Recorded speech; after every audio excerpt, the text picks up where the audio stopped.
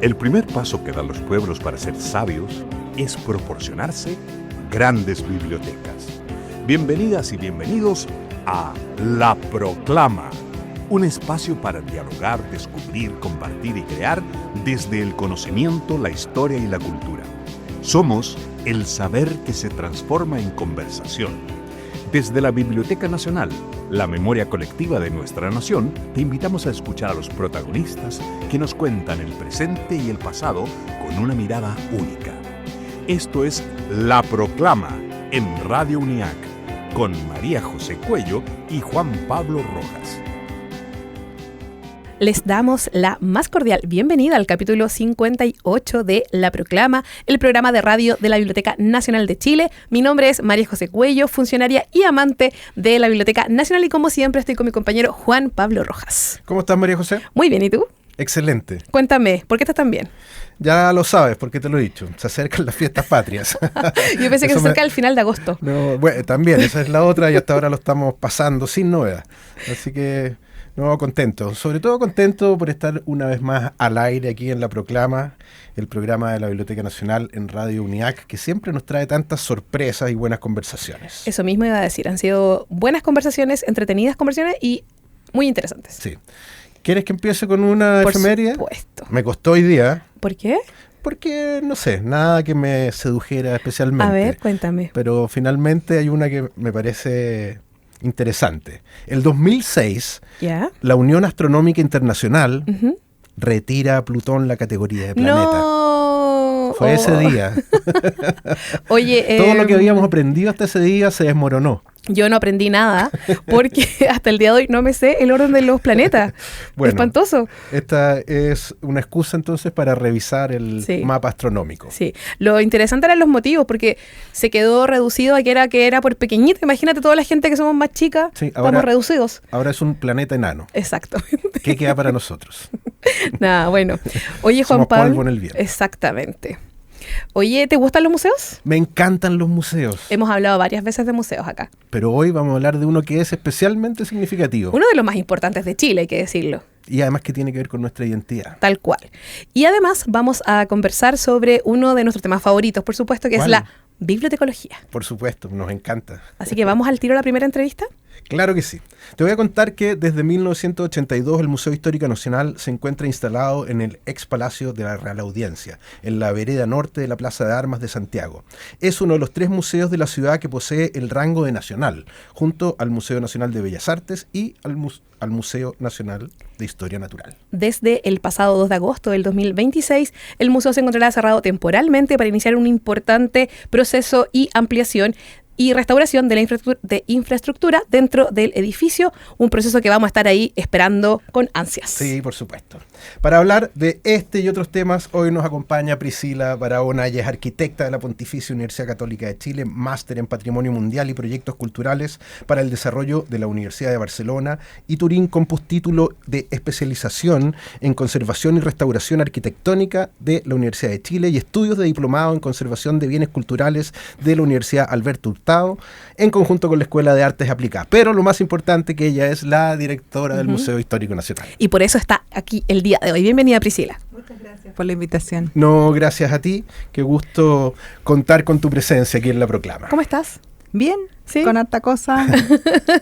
Aburrida jamás. Eso no, mismo. jamás. Siempre hay nuevos desafíos. Ajetreada, supongo. Mucho.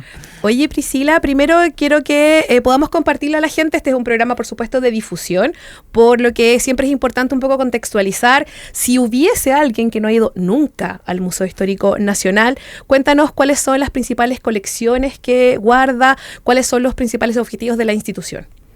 Bueno, el museo tiene 115 años, es un museo que, como dijeron ustedes, tiene toda esta relevancia institucional e identitaria que tiene un museo nacional, Sí. pero es el histórico nacional, Sí.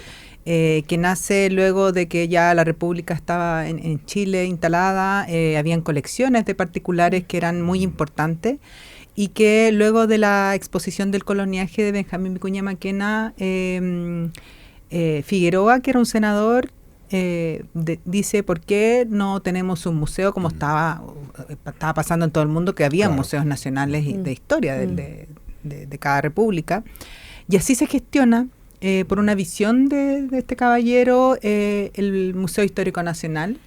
Colecciones más relacionadas a este mundo de las armas, veníamos llegando de varias batallas, y se empiezan a recolectar también como muchos visionarios también en términos de recolección, que en el fondo tenemos una publicación que es muy bonita que se llama Recolecciones, que habla de cómo estas personas, donde estaba Oyarzún, que fue uno de los directores más importantes, emblemáticos, que también marcó mucho como la identidad del museo, sale a recorrer Chile para recoger, digamos, otras colecciones que hablaran también de las otras identidades que no eran necesariamente las relacionadas a la historia oficial. Claro.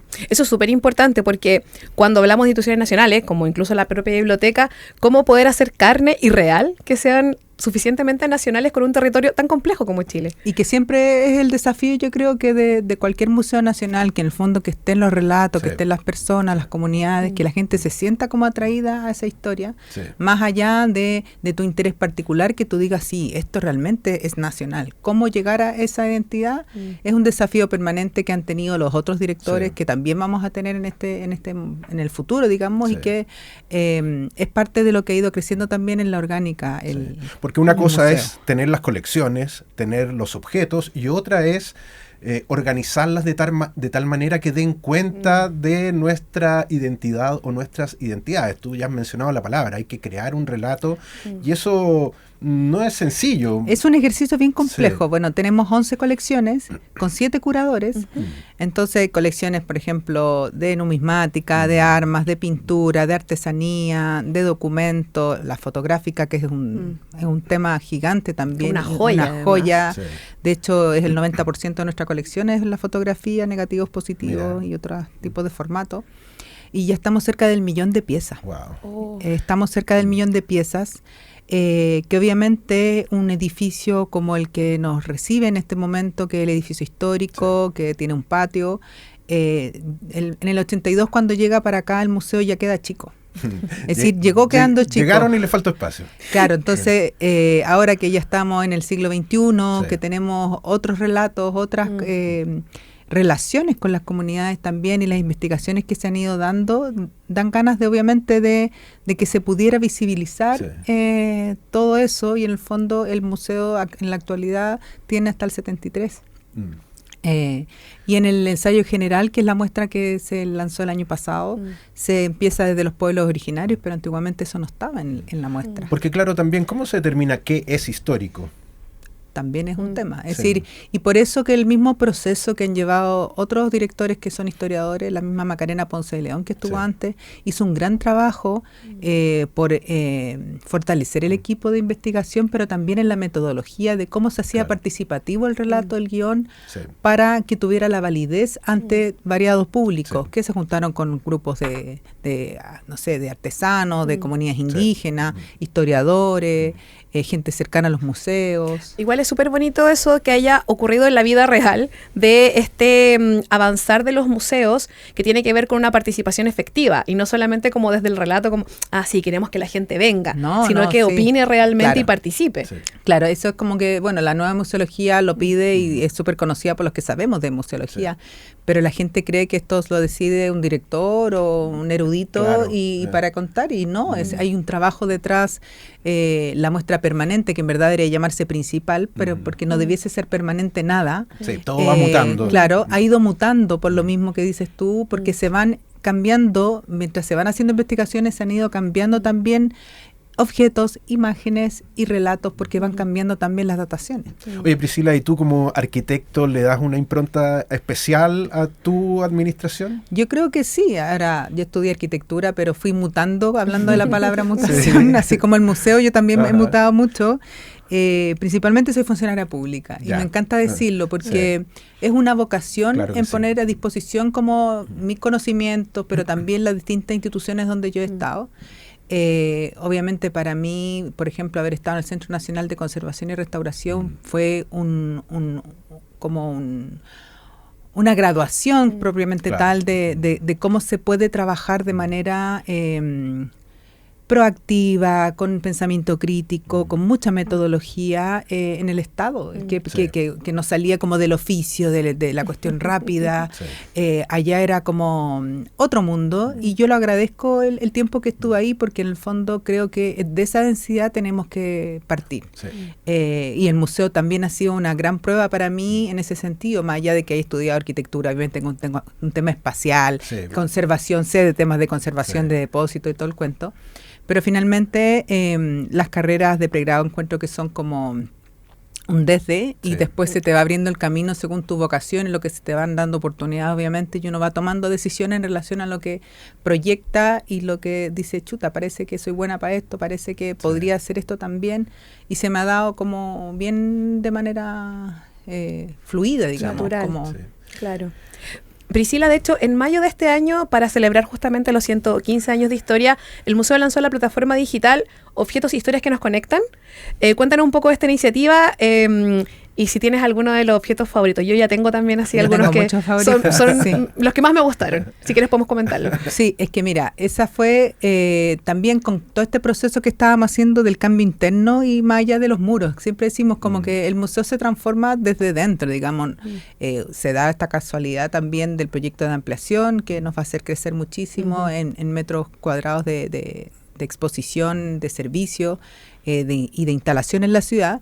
Pero también hay una transformación real de un equipo que viene trabajando hace mucho tiempo, distintas como vértices, y que el gran desafío que teníamos ahora era rearmarnos para decir de qué manera vamos a estar presentes con la comunidad cuando estemos sin el edificio, sin el servicio propiamente tal. Hay que conectarse de una manera distinta. Exacto. Entonces, en ese ejercicio dijimos, ya, se vienen los 115 años, a lo mejor para los 120 ya vamos a tener el edificio, entonces, ¿de qué manera podemos hacerlo? Y creamos esta aplicación, que fue súper innovadora, que nos trajo hartos dolores de cabeza para lograrlo, pero que fue muy bonito ejercicio interno para el equipo de colecciones, porque en el fondo teníamos que elegir 115 objetos, que se llama así la plataforma. ¿Quiénes tenían que elegirlo? ¿El equipo? Los curadores, que son quienes investigan y protegen sus colecciones en específico, las que te nombré. No me las sé todas todavía. Sí, podría en alternativas te la elegirías todas, pero todavía hay temas de la premenopausia que todavía no me acompañan. Entonces tenían que elegir 115 alrededor, entre 12 y 15 por colección, y que tenían que tener la particularidad de no haber sido exhibidos nunca, ¿ya? Y que fueran de variadas épocas, digamos. Entonces, ahí hubo un trabajo como bien de conversación, de aquí, no, oye, pero ¿te acuerdas de este? No, oye, pero yo creo que también. Obviamente el curador de acá se mete con la colección de allá porque dice, pero es que no puede faltar ese. Ya, pero esa y así aparece también, y así aparece como esta riqueza y diversidad de objetos que tú decís 115 de 1 millón. Es poquito, es poquito, pero tratamos de que fuera muy, muy diversa. Y creo que el ejercicio se logró.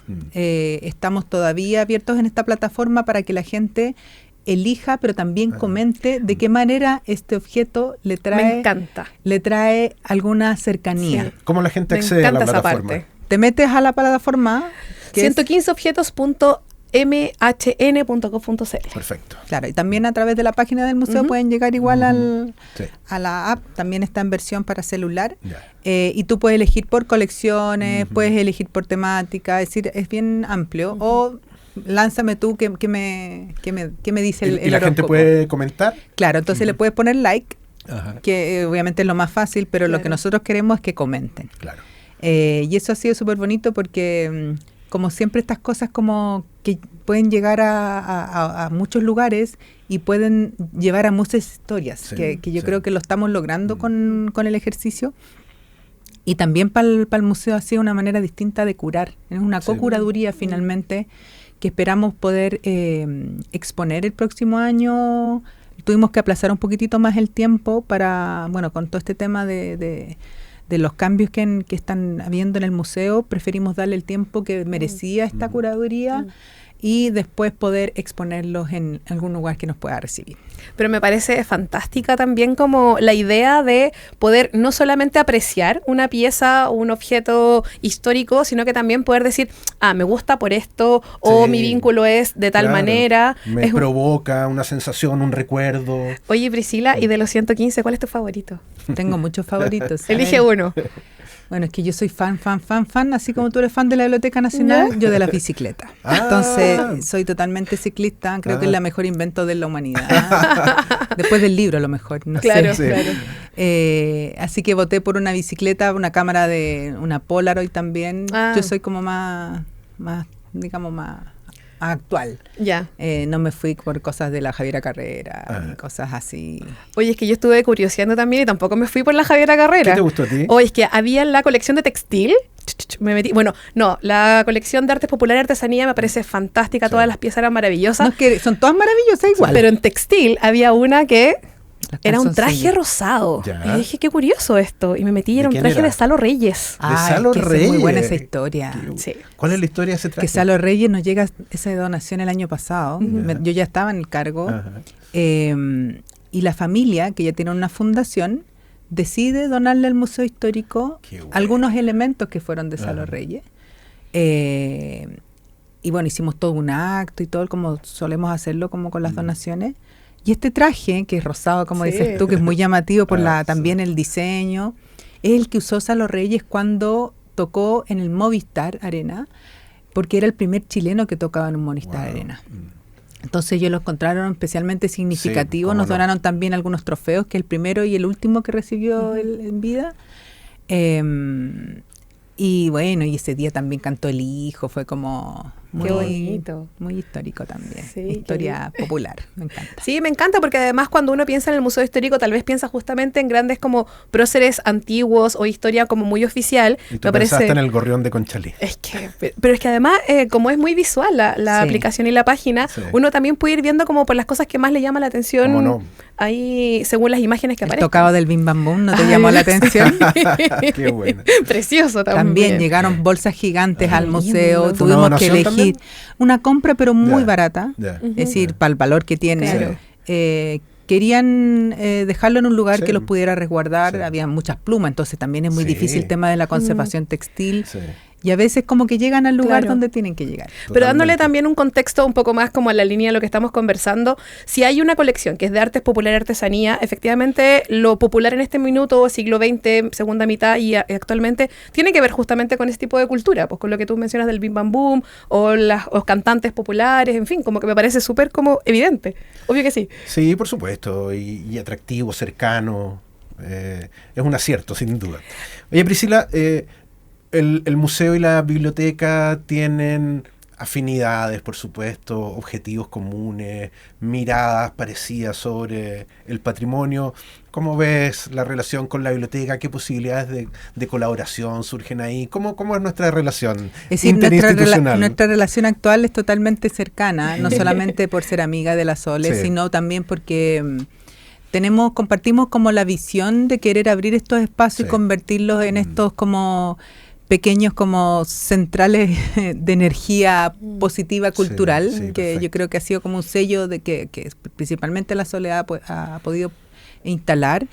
Y que en el fondo tiene un acervo, un equipo increíble y tiene todo por mejorar, ampliarse, abrirse, que vuelvan a llegar las personas al centro, que yo creo que es un tema. También ustedes están en la línea 1, nosotros estamos en la línea 5 y todavía hay gente que me dice, ¿y se puede ir al centro? ¿Y Claro. cómo lo haces como para que no te asalten? Sí. Y es como... No, están pasando muchas cosas, el Sí. centro es demasiado entretenido, obviamente hay que tomar ciertos resguardos, según el horario, la iluminación, esas cosas, pero creo que somos atomizadores de energía y lo que está pasando en el eje Alameda, lo que pasó Claro. en esta iniciativa, también los museos del centro histórico, que estamos con el Precolombino, el Museo Bombero y la Casa Colorada también, para tratar de hacer cosas en relación al centro histórico, son oportunidades para potenciar lo que está pasando en el centro. Sí, de hecho, el verano tuvimos una de las tal vez más cercanas colaboraciones con el equipo de educación del Museo Histórico, y fuimos con Diego de Memorias Chilenas, estuvimos ahí con la Feña y todo el equipo de educación de ustedes. No me acuerdo el nombre exacto del equipo de Educación, Ciudadanía y en fin. Es muy raro su nombre, pero en verdad en el organigrama dice Educación y Mediación. Era para no solo reducirlo a educación, sé que era más largo.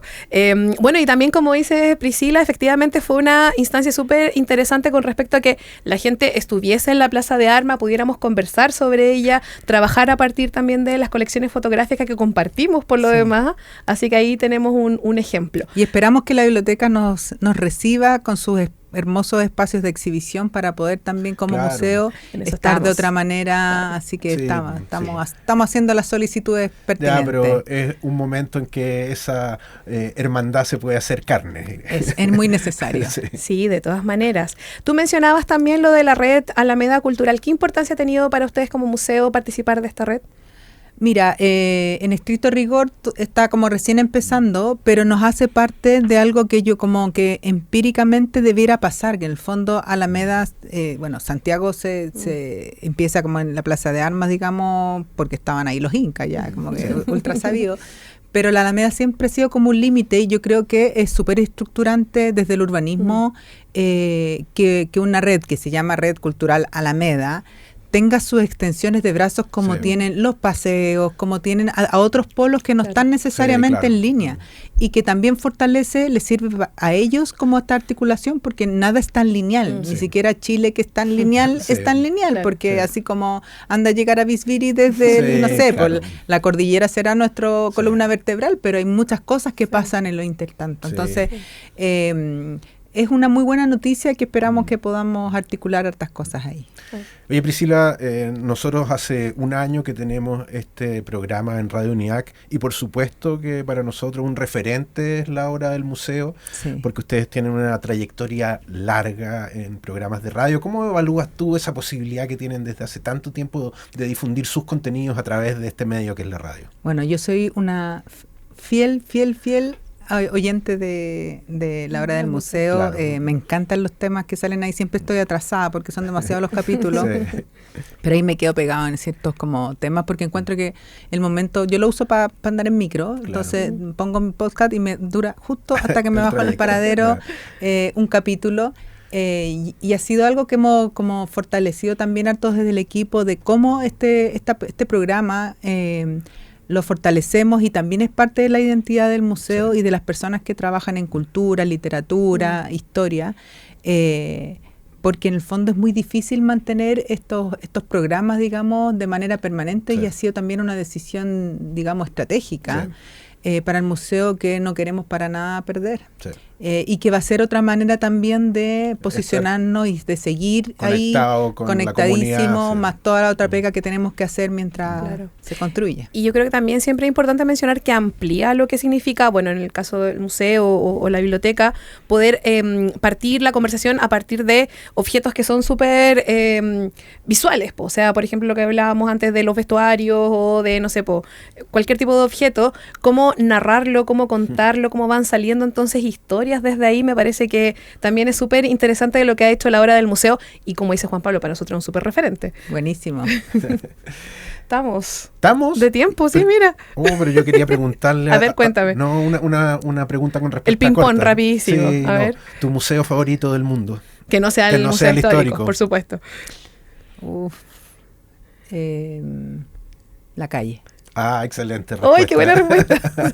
Perfecto. Priscila, muchísimas gracias por haber venido a La Proclama. Gracias a ustedes. Nos vamos a estar viendo, supongo. Sí, por supuesto. Sí. Cuando tengan más noticias, por favor, vengan a contarnos. Cuando tengamos más información, le estaremos visitando. Buenísimo. Y nada, súper. Suerte en todo lo que se viene. Muchas gracias. Chao.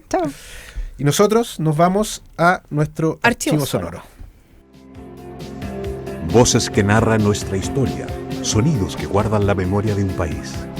Desde registros históricos hasta paisajes sonoros olvidados, el archivo sonoro de la Biblioteca Nacional abre sus puertas. Bienvenidos a Las Voces del Archivo. Federico Zopf es un poeta, ensayista y crítico literario chileno. Además, es profesor de las universidades de Chile y de Talca. Chof es reconocido como un poeta importante de su generación y apreciado como uno de los principales conocedores de Vicente Huidobro y Nicanor Parra. Ahora escucharemos a Chof leyendo su poema Matiné, Vermú y Noche, que lo leyó en 1987. Matiné, vermut y noche. No es por mí que lloro antes de prenderse las luces y recomponer la escena. No es eso, no es por eso. No es por mí, sino por alguien perdido en este espacio, en esta caverna, continente del sol que roe la atmósfera, junto a otros muertos que rozan mi rostro y susurran rastros, mezclado a una multitud fría y olvidada de sí misma, que pasa y se entreteje como un río que encuentra cada domingo su cauce seco, como si a toda ella de improviso arrebatara la muerte. No soy yo el que llora, sino ustedes por mí, a los que nadie dice, rodeados del calor ajeno, piedad para mí, oh secreta almendra que nunca se seca. Y yo creía que entre tu boca y tú misma no había más distancia que entre la ola y la espuma, el interruptor y la luz. No había más quejido que entre la infancia y la angustia de ver morir el sol. En las tardes de otoño, contra el cristal donde zumba la mosca, parando el tiempo y haciéndolo pasar simultáneo en su pantalla polifacética. Es conveniente mantener la calma, recién te conozco. No es la época del corazón que espera como una pulpa dulce. Es necesario ocultar la cara y con la sonrisa más conveniente hablar de los temas de moda, zambullirse en el shake y en la misma cara, porque el corazón aguarda y es peligroso. Nada se importa, el campeonato de resistencia se estira. Sentado en un parque, puedes hablar seguro de que ha pasado tu época. Un bus chirriante dobla la esquina, oh corazón, mientras te llenas de hojas y el viento hace sonar sus cuerdas dulces para oídos que no te escuchan. Tu esperanza es lo que viene, no este crepúsculo que hace vibrar el calor tenuemente, no estos adoquines donde juega la sombra atenuada por la luz mercurio, cayendo sobre los rostros y haciéndolos de metal. El humo de los cigarros se eleva en espiral. Las puertas de Bellas Artes están cerradas y su pintura cayéndose desde hace tiempo. Una pileta sin agua es una invitación al suicidio, largo como una melodía tocada en violín. Una muchacha de cabellos quietos nos pregunta la hora. No es la hora de lo que esperas, cantan los árboles que te rodean. Una pareja se abraza en un banco vecino, otras que se adivinan como sombras en la niebla se abrazan porque han perdido algo y tú, perdido, caminas de noche con una sangre ardiente que no haya dónde fluir. Ahora vamos a los panoramas. Desde el corazón de la cultura nacional, la Biblioteca Nacional te invita a descubrir los panoramas culturales de esta semana. Talleres, exposiciones, conciertos, cine, charlas, lanzamientos de libros y más. Actividades gratuitas, abiertas a todo público y en el mejor escenario patrimonial de Santiago. Aquí comienza los panoramas de la Biblioteca Nacional. Si en casa son fanáticos de las historias, los libros y las aventuras, hay un panorama especialmente pensado para los más pequeños. Este sábado 29 de agosto a las 10:30 horas, la sala infantil de la Biblioteca Nacional recibirá a Wow Lisa, el querido personaje de Punk Robot, para celebrar el lanzamiento de su nuevo libro. La actividad incluirá la proyección del capítulo Aventuras en la Biblioteca, un cuentacuentos y una visita muy especial. La propia Lisa va a estar presente para ese día a compartir con las niñas y los niños. Ojo que la actividad es completamente gratuita y cuenta con 15 cupos disponibles, por lo que quienes quieran participar deben comentar la publicación de la actividad en las redes sociales de la Biblioteca Nacional. El plazo para participar es hasta este jueves 27 de agosto, así que aprovechen porque es una linda invitación para disfrutar de una mañana llena de historias, personajes y por supuesto la magia de Wow Lisa. ¿Vamos a la pausa? Por supuesto. Te invito a hacer una pausa, pero no te vayas, que al regresar seguimos con más aquí, en La Proclama. No te lo pierdas. Aquí, todas las voces tienen lugar. Radio UNIAC, la voz de una comunidad que crea. Ya estamos de vuelta aquí en La Proclama. Seguimos explorando nuevas voces, ideas y perspectivas desde la Biblioteca Nacional. Quédense con nosotros. La bibliotecología es una disciplina que tradicionalmente asociamos solo con las bibliotecas y los libros, pero su campo de acción es mucho más amplio.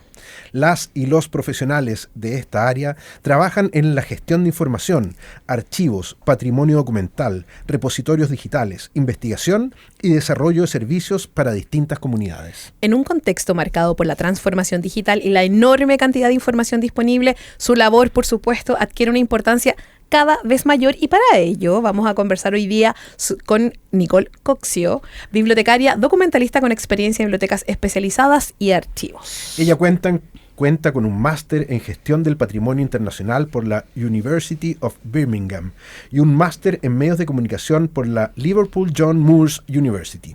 Actualmente combina su labor académica con la dirección de la Escuela de Bibliotecología y Documentación de la Universidad Tecnológica Metropolitana UTEM, institución que cuenta con una larga trayectoria en la formación de profesionales del área. Bienvenida, Nicole, ¿cómo estás? Muy bien, muchas gracias por la invitación. No, gracias a ti por venir a La Proclama.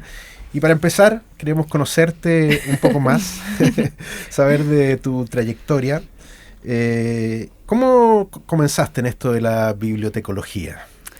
Oye, siempre que cuento cómo llegué a la bibliotecología, como que me acuerdo cuando era muy pequeña, y esto se lo digo a mis estudiantes. Digo, seguro, al igual que ellos, entré porque no me gustaban tanto las matemáticas.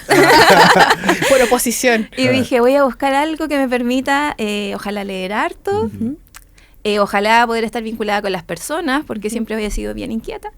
Y en eso dije, uy, existe esta carrera. En su momento vi que tenía muy buena empleabilidad, sí, porque es algo importante también. Por supuesto. Y dije, ya, pues. Así que ahí entré a estudiar bibliotecología, y la verdad, lo que primero me atrapó fue la diversidad de temas que uno estudia cuando estudia la carrera. Por ejemplo, ¿cuáles son esos temas tan diversos? Por ejemplo, el primer año, bueno, ahora tenemos otra malla, pero en ese momento cuando yo entré teníamos historiografía, teníamos historia del arte, también área de tecnología, entonces... Claro. Yo era muy dispersa, bueno, todavía lo soy. Y en ese momento fue como, ¿puedo mezclar lo que me gusta del diseño web con historia? O sea, ¿cómo? Es posible. Es posible, el claro. Lugar perfecto. Ahí lo encontré, tal cual. Oye, Nico, pero tú también empezaste a trabajar en la biblioteca muy tempranamente. Cuéntanos un poquito, porque no es solamente el vínculo actual de la UTEM y la Biblioteca Nacional, sino que también como que encarnas eso en ti misma. Sí, bueno, la vida me llevó... bueno, en un inicio a mí siempre me interesó mucho el área del patrimonio. Sí. Entonces, dentro de la carrera hay muchas áreas de desarrollo. Y yo le empecé a comentar a mi tutora de tesis en ese momento. Yo le dije, no, yo quiero hacer mi tesis sobre preservación digital. ¿En ese momento ya existía así como estaba el auge que es ahora? Sí, porque ya estaba toda esta digitalización del audio, de la imagen. Estoy hablando 2015, por ahí, 2014, 2015. Entonces, claro, ya estaba todo esto en boga de, estamos generando mucha información digital, ¿qué hacemos con ella? Claro. Entonces, claro, yo dije, quiero investigar sobre ese tema, y como me interesaba el patrimonio, dije, podrían ser objetos patrimoniales. Ahí empecé a tener mi primer acercamiento con la biblioteca. De hecho, entrevisté a algunos que después fueron mis compañeros de trabajo y compañeras durante ese proceso, y posteriormente a eso se abrió la oportunidad de un proyecto. Y yo dije, no, yo voy. No sé cuánto dure, pero yo voy.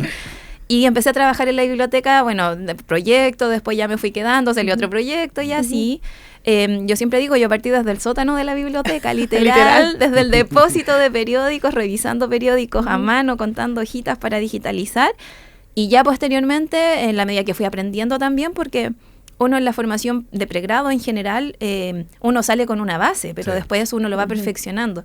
Y ahí en la biblioteca también, en general, todas las personas con las que trabajé, y no es porque le tenga cariño a la biblioteca, pero fueron muy solidarias de enseñar los procesos que ahí se llevaban a cabo. Entonces, desde ahí que ya después me fui quedando, y después surgió esta oportunidad de cambiarme a la UTEM. Yo siempre quise hacer clases. De hecho, yo, antes de estudiar biblio, estudié una pedagogía que dejé inconclusa. ¿De qué? De pedagogía en inglés. Pero no hablaba inglés. Había un pequeño problema. Un pequeño problema en ese momento.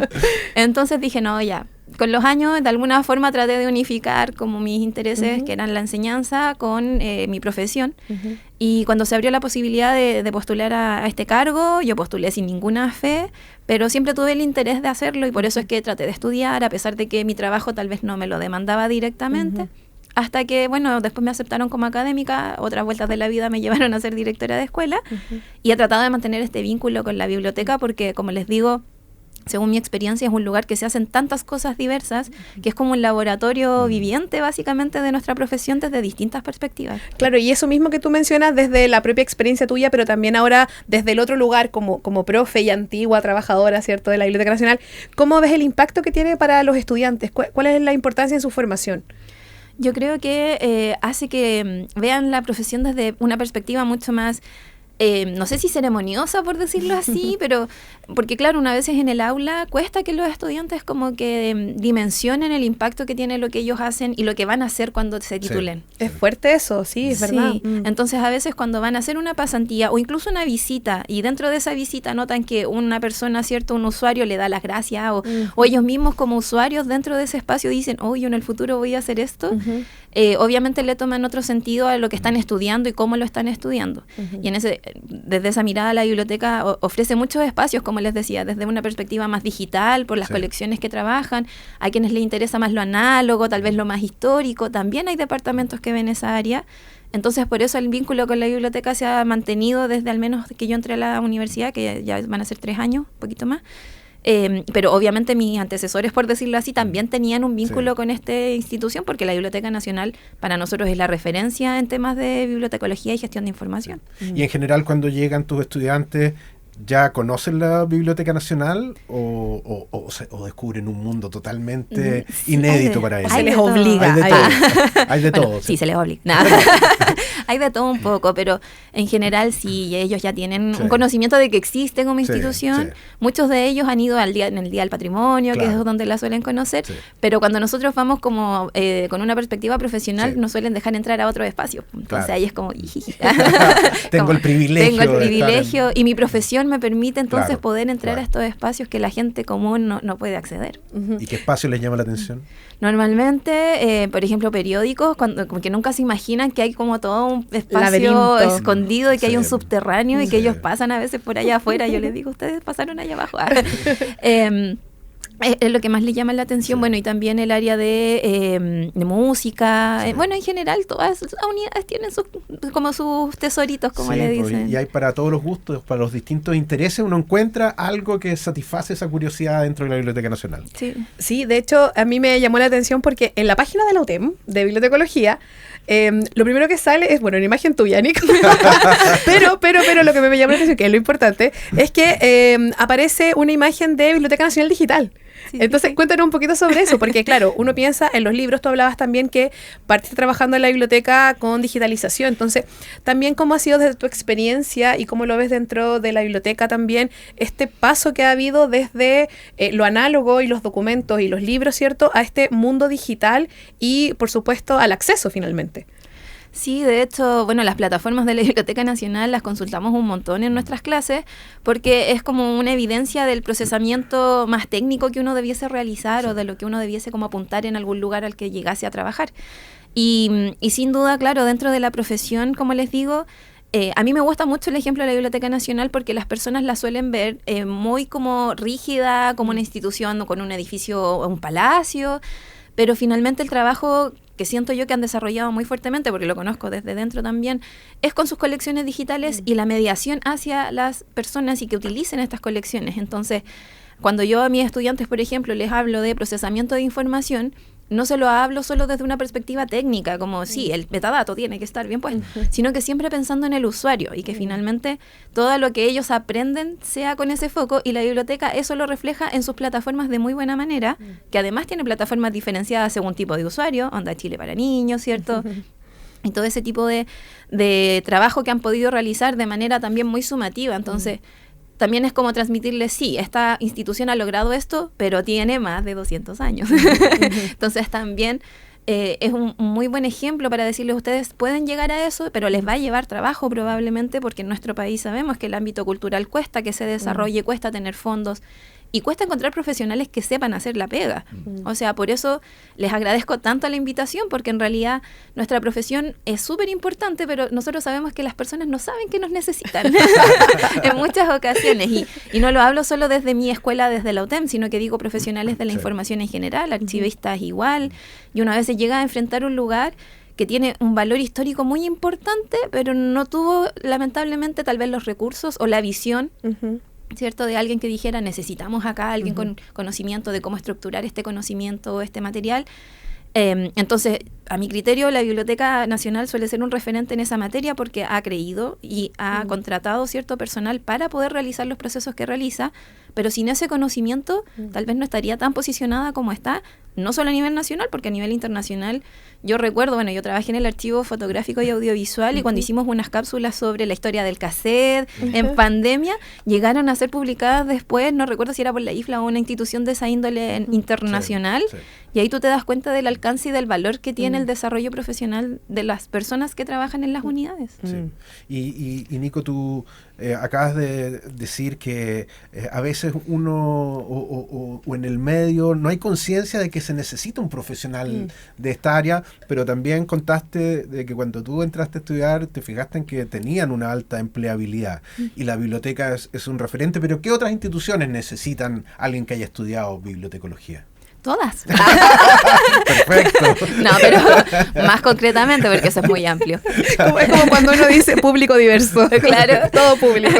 No, pero a lo que me quiero referir para ir puntualizando es que, ¿por qué digo todas en realidad? Es porque, como les digo, nuestro insumo principal de trabajo es la información y eso está actualmente en muchos lugares. Sí, claro. Pero claramente se evidencia mucho más la necesidad de un profesional con nuestro perfil cuando tienes un número muy alto de datos por procesar, cuando, por ejemplo, incluso en recursos humanos, no sé, o en las fichas médicas, que muchas veces, ¿cierto?, no hay una priorización o se pierde documentación porque muchas veces no hay un procesamiento claro de cómo gestiono todos esos documentos o cómo los preservo. También en temas de incluso ciencia, investigación, apoyo a la investigación es un área que se está dando súper fuerte en el sentido de que las personas tienen acceso a la información pero a veces no saben buscar. Y eso es algo que los estudiantes, como que yo siempre que están en quinto les digo, ustedes no se dan cuenta de todo lo que saben, pero cuando trabajen con profesionales de otras áreas se van a dar cuenta de cómo ya tienen estructurado su cerebro para hacer una búsqueda y poder pensar al tiro qué término buscar, dónde voy, cómo lo busco, qué separo, qué no. Y también en otros ámbitos como la gestión documental, por ejemplo, que cada vez generamos más datos, entonces esos datos hay que procesarlos y alguien los tiene que entender más allá de lo técnico, porque está también, por ejemplo, la ciencia de datos como profesión, y ahí es donde nos complementamos con otras áreas, pues nosotros hacemos como el nexo, por decirlo así, o entre lo que está como el dato puro, ¿cierto? Y cómo yo voy entendiendo eso para que el usuario pueda llegar a esa información. Entonces, por eso les digo que son múltiples los escenarios. Bueno, de hecho, me había quedado pensando hace un ratito, cuando tú mencionabas como los bibliotecarios, bibliotecología desde el ámbito cultural, porque igual puede ver alguno de ellos que no le interese la cultura, que es lamentable, pero puede suceder también, ¿cierto? Sí. Entonces ahí también, claro, tú abres la posibilidad al área de salud, al área de ciencias, me imagino administraciones de diversa índole también, ¿cierto? Sí, por eso digo, como que esta carrera es para personas dispersas, porque en realidad, como les decía, la formación, obviamente nosotros nos centramos mucho más en el ámbito cultural, fomento de la lectura, que son parte como de la malla, incluso como asignaturas. Con nuestro rediseño que se actualizó hace muy poquito, incorporamos, por ejemplo, bibliometría, que son asignaturas que ya van más enfocadas a la investigación, cosas que se estaban viendo pero tal vez no estaban materializadas en la malla. Exactamente por esto, porque entran estudiantes con características súper diversas, o a veces también estudiantes que llegan con una visión de voy a leer todo el día, y nosotros decimos, no, esto no va a suceder, o sea, vas a leer, pero no narrativa, no poemas, ni cuentos, probablemente muchos artículos manuales y normas ISO, claro. Eso sí. Pero la idea es que ellos entonces a través de su desarrollo profesional puedan también ir viendo qué les gusta y hacia qué áreas quieren encaminar esta formación de base que desarrollan. Oye, Nico, y en ese cambio de malla que tú mencionabas, ¿ha sido más o menos ustedes como tienen una cantidad de tiempo, de años que ustedes van más o menos como detectando ciertas transformaciones dentro de la disciplina? Porque me imagino, claro, tú mencionabas que cuando tú entraste a estudiar, que no sé hace cuántos años habrá sido, pero hace no tanto, me imagino. Claro, estoy pensando como antiguos bibliotecarios y ya tal vez como inicio del siglo XXI y ya 2026, ¿cómo ha sido también esa adaptación? Sí, mira, la verdad es que, bueno, ahora que yo también estoy desde la parte administrativa de la universidad, no voy a latear con ese asunto como administrativo, pero se supone que una malla debiese actualizarse entre 5 y 10 años constantemente, pero que al menos debe haber una cohorte que pueda corroborar que los contenidos, cómo se están adaptando, cómo se llevan a la práctica. Pero en la práctica uno va acomodando los contenidos en torno a la contingencia también, y esa es la gracia que tiene la flexibilidad como curricular o académica de las universidades.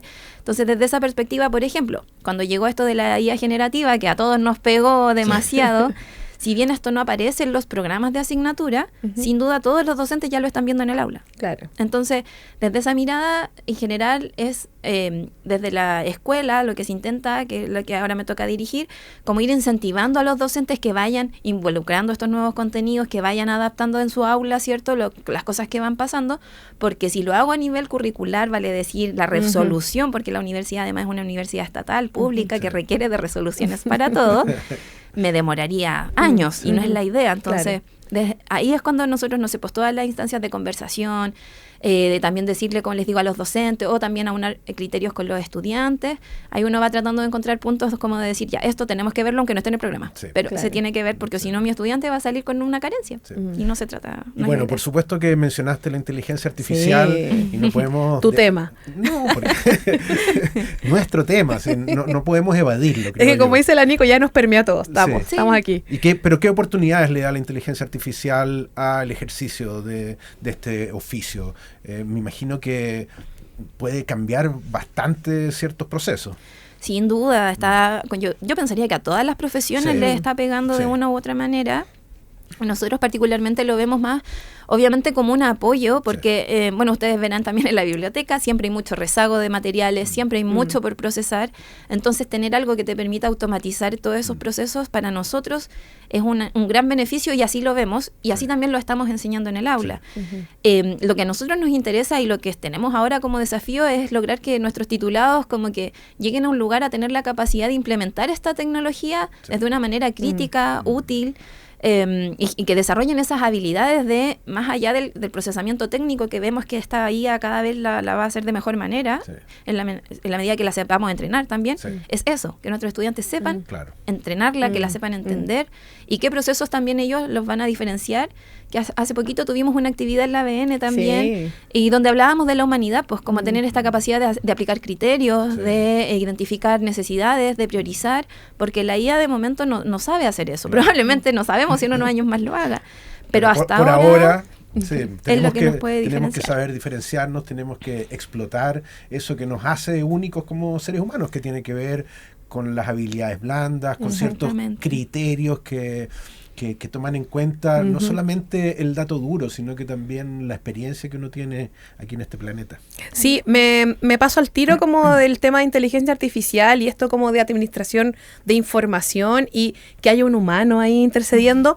A otro tema que me parece que se desprende un poco de lo que tú has conversado, Nico, hace un ratito, que tiene que ver con cómo una disciplina como la bibliotecología puede salvarnos o ayudarnos a salvarnos de las fake news, por ejemplo. Estoy pensando en el tema de la información confiable y efectivamente alguien que sepa procesar datos y esté como permanentemente revisando cómo se tiene que llevar a cabo eso, es súper necesario en este minuto. Pues, ¿cómo lo han afrontado ustedes como escuela?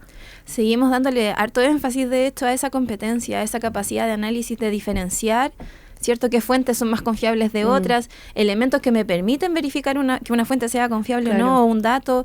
De esto, mis estudiantes siempre se ríen porque las asignaturas siempre son como recursos porque finalmente en esas asignaturas se entregan una cajita. Claro, recursos porque nosotros le enseñamos a distinguir recursos, no sé, para la ciencia y la tecnología, para las ciencias sociales, artes y humanidades. Porque, por ejemplo, si un estudiante está ayudando a alguien a buscar información, a un investigador, no es lo mismo buscar en el área de ciencias sociales que en el área de química, claramente. Entonces, por ahí también todas esas herramientas, como les digo, de selección, de análisis, es lo que nosotros estamos fortaleciendo bastante, pero desde esta perspectiva, más allá de encontrar el elemento, es como saber ya, entonces, ¿en qué medida esto le sirve en este contexto a esta persona? Y lo mismo con la distinción de fake news y ese tipo de elementos que están al día a día. El tema de la alfabetización digital, informacional, ese es temazo, también son habilidades que de hecho nuestros estudiantes del semestre pasado con la profesora Cheri Flores, que la aprovecho de mencionar, hicieron un gran trabajo en la Municipalidad de Santiago haciendo talleres de alfabetización digital para personas de la comunidad. Otro grupo el año anterior lo hizo para adultos mayores, desarrollaron una guía incluso para ayudar a bibliotecas públicas a que puedan implementar este tipo de actividades. Entonces ahí tú ves como el aporte que pueden realizar directamente con comunidades en cosas que a veces uno las da tan por sentado como poder mandar un correo electrónico. Claro. Porque hay personas que no logran llegar a hacer esa actividad de manera autónoma. Y debemos tratar de que las personas sí lo lleguen a hacer, que finalmente, esto ya es como alguna reflexión un poco más personal, pero estamos teniendo todos una ciudadanía digital y finalmente quienes no son capaces de realizar estas acciones están quedando fuera de nuestra sociedad. Sí. Entonces, desde ahí la alfabetización digital e informacional son vitales para también tener mayor inclusión como sociedad. Es verdad. Sí, de todas maneras. Oye, se nos está acabando un poco el tiempo. No, pero yo... No, por favor, dale. Tengo preguntas. Sí, no, sí, yo lo sé. Yo también tengo, pero así que dale. No, quería saber si ya dijiste que los alumnos no les queda tiempo para leer ficción, novelas, poesía. ¿A ti sí te da tiempo, no? No tanto, la verdad. Porque a nuestro entrevistado yo le pregunto cuál es su autor o libro favorito.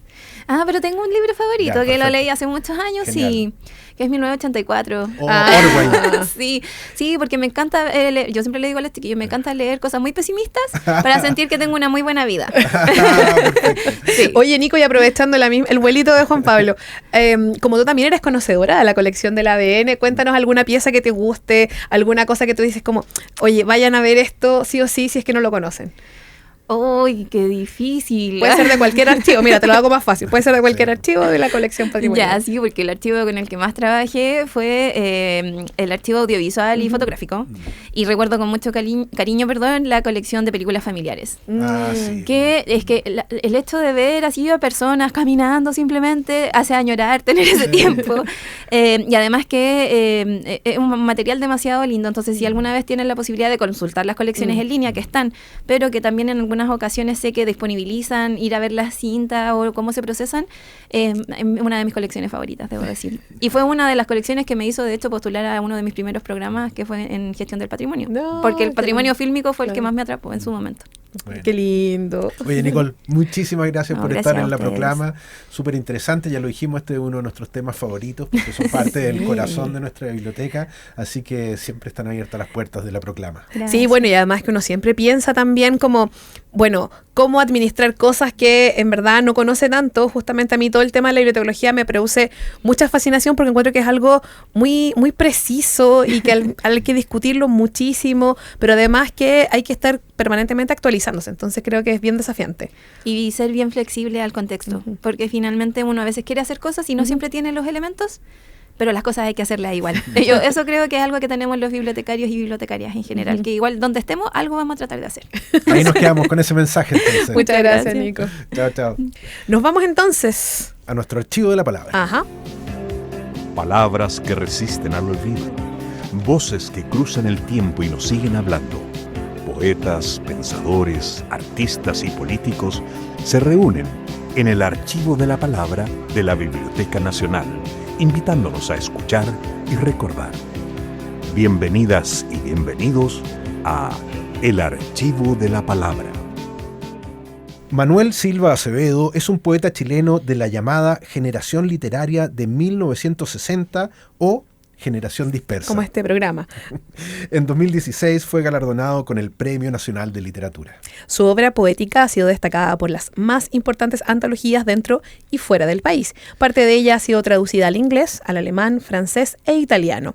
Ahora vamos a escuchar a Manuel Silva Acevedo leer su poema Vemos desaparecer, el cual está grabado en 1987. Y nosotros nos despedimos hasta el próximo lunes. Exactamente. Espero que lo hayan pasado bien, como nosotros. Yo creo que sí. Nos vemos, chao. Vemos desaparecer. Dos cintas se envuelven la una en la otra, la primera leyéndose, la otra desleyéndose, yéndose la una en pormenores de la única ley irrevocable, volviéndose la otra desde su pedestal de arena escurridiza, sin voluntad que amaye o que defienda, estrellas de un apocalipsis en miniatura, mundos infinitamente pequeños, amplificados hasta el dolor del nervio, movimientos espásticos de una materia no dilucidada, garras ceñidas sobre un jirón de carne femenina y el espejo oval haciendo lo imposible por devolver la imagen invertida de una violación furiosa, en total conformidad con nuestra inclinación a la fatalidad. Vemos desaparecer la luna en el cráter de la deflagración. No podemos creerlo. No podemos creerlo. El primer paso que dan los pueblos para ser sabios es proporcionarse grandes bibliotecas. Esto fue La Proclama. Gracias por ser parte de esta conversación desde la Biblioteca Nacional, un espacio donde la historia y el pensamiento se encuentran para dar voz al presente. Te invitamos a seguir explorando, reflexionando y construyendo. Nos escuchamos pronto aquí en Radio UNIAC.